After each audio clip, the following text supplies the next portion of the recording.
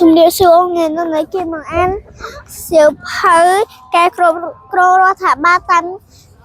ការគ្រប់គ្រងរដ្ឋាភិបាលឃុំសង្កាត់តាមបែបវិមជ្ឈការ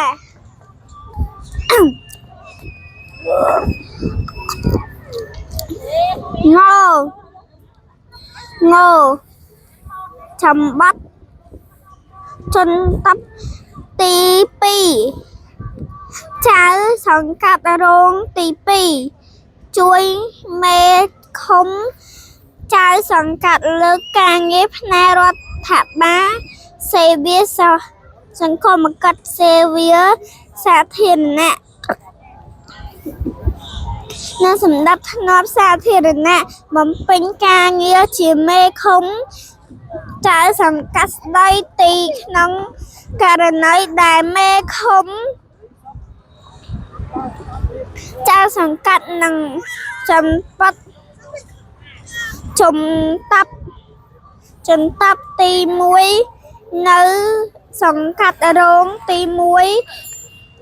អវត្តមានបំពេញភារកិច្ចផ្សេងទៀតតាមការប្រគំរបស់មេឃុំចៅសង្កាត់ចោលគណៈកម្មការធិការនានាផ្ដល់យោបល់និងជួយការងារជាក់លាក់ថាណាមួយរបស់ក្រុមប្រឹក្សាឃុំសង្កាត់ដូចជាការកសាងផែនការនិងធីវ័យរាយការអំពីការអភិវឌ្ឍ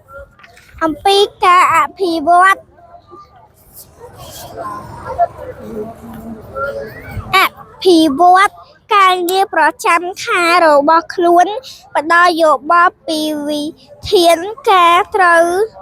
អនុវត្តដែលពាក់ព័ន្ធទៅនឹងការងារជាសង្គមគិតរបស់ខ្លួនជំរាបលាអូន